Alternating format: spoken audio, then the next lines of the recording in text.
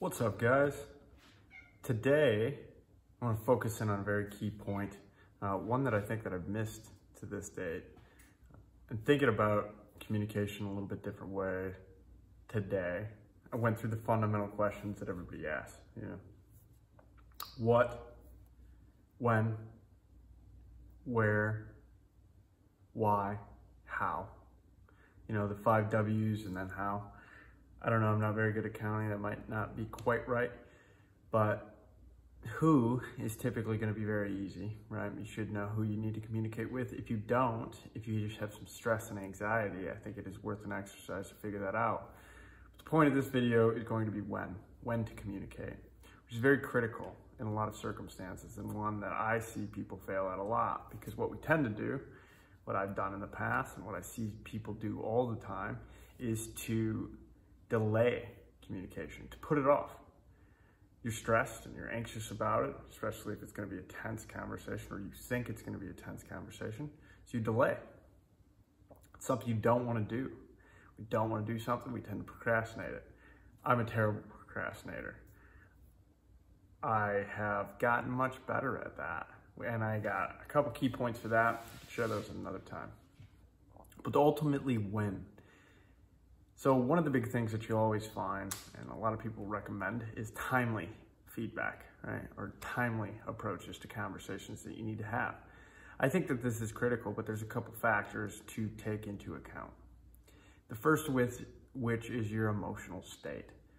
Oftentimes, if you need to talk about a subject that has been quite frustrating or aggravating or emotionally disturbing in any regard, frustration, anger, those tend to be my reactions, defense mechanisms. You need to calm down. You need to take some time to process your emotions and get to a stable place, a place of stability in order to have a conversation. If you go right into it, interpreting timely as immediate, you're going to probably have a very bad time. It's usually going to fuel an emotional fire, and especially if the other person then becomes emotional and it spirals out of control very quickly. It becomes an argument, and one not based in similar goals. You're not working towards the same goal of understanding one another. So calm down. Get to a place of emotional stability. That is a key point. Additionally, I think timely does not always mean immediate. Timely is taking consideration into when you're going to deliver feedback. I always think in a professional context first, because that's what my day-to-day is. And I'm thinking about if I already have meetings set for feedback, usually once a week with key personnel, key members. Oftentimes it's okay to wait till that meeting. This has happened within the last couple days, unless it's completely and utterly severe, completely and utterly needs to be addressed immediately or as quickly as possible, which sometimes it does, then I will tend to wait for the one-on-one. I will tend to wait for a prearranged meeting, so that way that discussion and the feedback's already anticipated. Maybe not the specific feedback I have, but we've already set the stage for providing feedback. I think this could work in a personal context while it's very formulaic and it's not very intimate. I think it can be.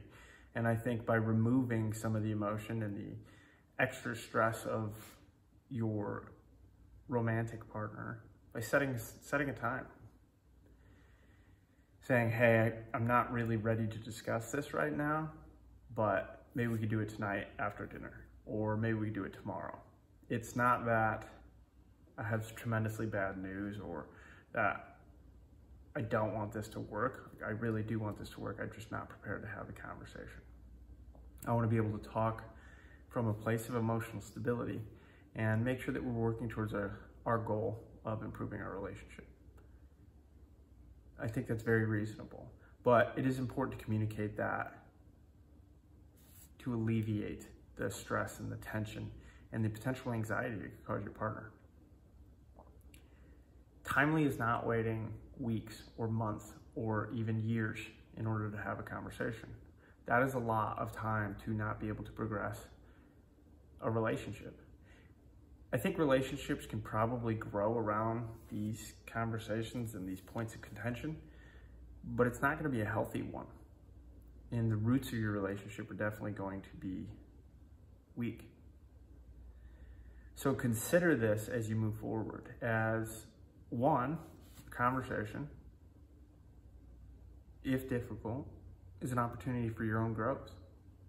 And so you should storm into that and try to get it done. It's an exercise. Same way as if you went to the gym. 2, having these conversations, providing feedback, open and honest, direct feedback, it allows you to move your relationship forward, to grow your relationship, to potentially move it to a new stage. Without it, you're going to be hamstrung. You're going to be held back by these potential anchors that you allow to exist because you don't talk and clear the air on topics that are important to you or potentially important to them. You're putting yourself into a box. It's a concept I used to really enjoy understanding or thinking about from a framework perspective. I don't want to be in a box. I don't want to tamp down my needs and my desires and who I am as an individual, because that's basically putting myself into a prison. Don't do that.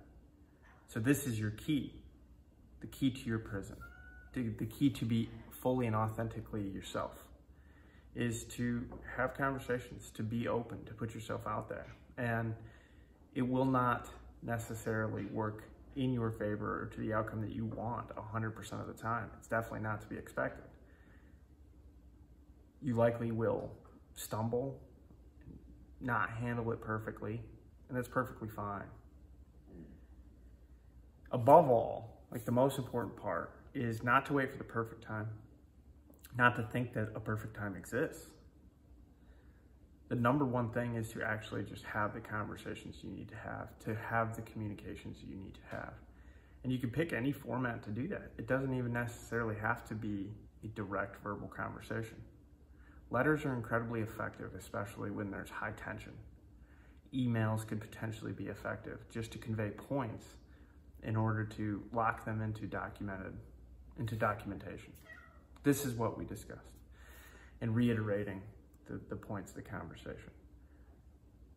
Think about all the other different formats that you can communicate in. One thing that I would say is if it's a conversation that needs to be had about an item, especially that's causing tension or frustration or emotional instability, is to not try to do it via your behaviors by trying to indirectly show the cold shoulder or avoidance.